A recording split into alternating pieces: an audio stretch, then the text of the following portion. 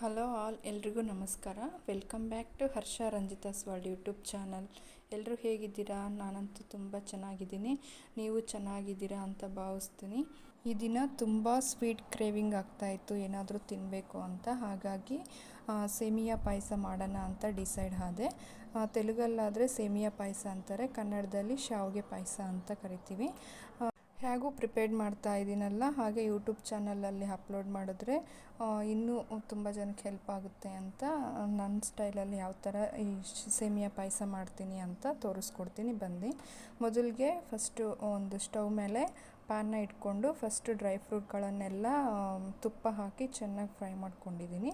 ಅವು ತೆಗೆದ ನಂತರ ಇನ್ನೂ ಒಂದು ಸ್ಪೂನ್ ತುಪ್ಪ ಹಾಕಿ ಸೇಮಿಯಾನ ಸ್ವಲ್ಪ ಬ್ರೌನ್ ಕಲರ್ ಬರೋವರೆಗೂ ಹುರ್ಕೊಂಡಿದ್ದಾಯಿತು. ನೆಕ್ಸ್ಟ್ ಇನ್ನೊಂದು ಕಡೆ ಬಂದು ಒಂದು 1/2 ಲೀಟ್ರು ಹಾಲನ್ನ ತೊಗೊಂಡು ಕಾಯಿಸ್ತಾ ಇದ್ದೀನಿ.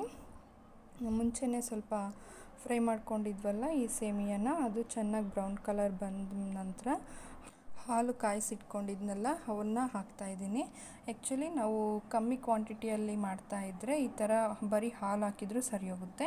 ಇನ್ನೂ ಸ್ವಲ್ಪ ಜಾಸ್ತಿ ಕ್ವಾಂಟಿಟಿಯಲ್ಲಿ ಮಾಡಬೇಕು ಅಂದರೆ ಈ ಹಾಲು ಬದಲು ಸ್ವಲ್ಪ ಹಾಟ್ ವಾಟರ್ ಹಾಕಿ ಸೇಮಿಯಾ ಎಲ್ಲ ಸ್ವಲ್ಪ ಮೆತ್ತಗಾಗೋವರೆಗೂ ಕುದಿಸ್ಕೋಬೇಕಾಗುತ್ತೆ.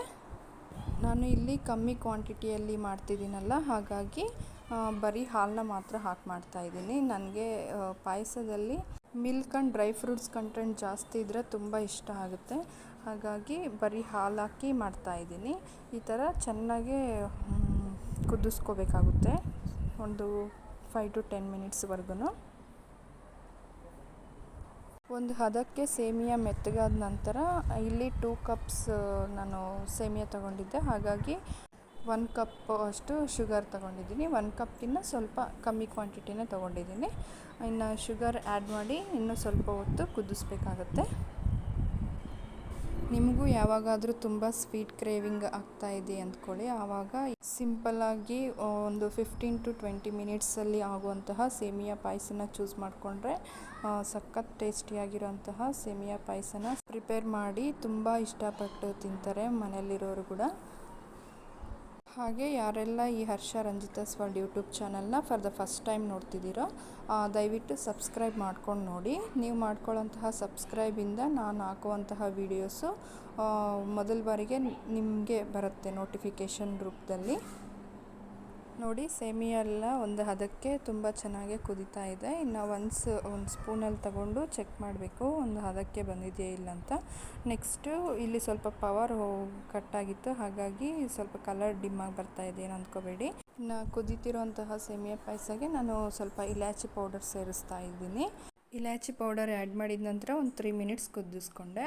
ಸ್ಟಾರ್ಟಿಂಗಲ್ಲಿ ನಾನು ತುಪ್ಪ ಹಾಕಿ ಡ್ರೈ ಫ್ರೂಟ್ಸ್ಗಳನ್ನು ಫ್ರೈ ಮಾಡಿ ಇಟ್ಕೊಂಡಿದ್ನಲ್ಲ, ಅದೆಲ್ಲ ಫೈನಲಾಗಿ ಆ್ಯಡ್ ಮಾಡ್ತಿದ್ದೀನಿ. ನೋಡಿ, ನನಗೆ ಡ್ರೈ ಫ್ರೂಟ್ಸು ಸ್ವಲ್ಪ ಜಾಸ್ತಿ ಇದ್ರೇ ಪಾಯಸದಲ್ಲಿ ತಿನ್ನೋಕ್ಕೆ ತುಂಬ ಇಷ್ಟಪಟ್ಟು ತಿಂತೀನಿ. ನಮ್ಮ ಮನೆಯವರು ಅಷ್ಟೇ, ಸ್ವಲ್ಪ ಡ್ರೈ ಫ್ರೂಟ್ಸ್ ಜಾಸ್ತಿ ಇದ್ದರೆ ಇಷ್ಟಪಟ್ಟು ತಿಂತಾರೆ, ಹಾಗಾಗಿ ಸ್ವಲ್ಪ ಜಾಸ್ತಿ ಕ್ವಾಂಟಿಟಿಯಲ್ಲೇ ತೊಗೊಂಡಿದ್ದೀನಿ. ಇಲ್ಲಿ ನಾನು ದ್ರಾಕ್ಷಿ, ಗೋಡಂಬಿ ಆ್ಯಂಡ್ ಬಾದಾಮ್ ತೊಗೊಂಡಿದ್ದೀನಿ. ಬಾದಾಮ್ ನಿಮ್ಮ ಆಪ್ಷನಲ್ಲು, ಬಟ್ ನಮ್ಗೆ ಇಷ್ಟ ಅಂತ ಹಾಕ್ಕೊಂಡಿದ್ದೀನಿ. ದ್ರಾಕ್ಷಿ, ಗೋಡಂಬಿ ಅಂತೂ ಕಂಪಲ್ಸರಿ ತಗೊಳ್ಳಿ.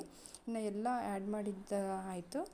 ಈಗ ಚೆನ್ನಾಗಿ ಇನ್ನೂ ಒಂದು 5 ಮಿನಿಟ್ಸ್ 3 to 5 ಮಿನಿಟ್ಸ್ ಏನಫ್ ಕುದಿಸ್ಕೊಂಡ್ರೆ ಇನ್ನು ಸಖತ್ ಟೇಸ್ಟಿಯಾಗಿರೋಂತಹ ಸೇಮಿಯಾ ಪಾಯಸ ಅಂತೂ ರೆಡಿ ಆಯಿತು.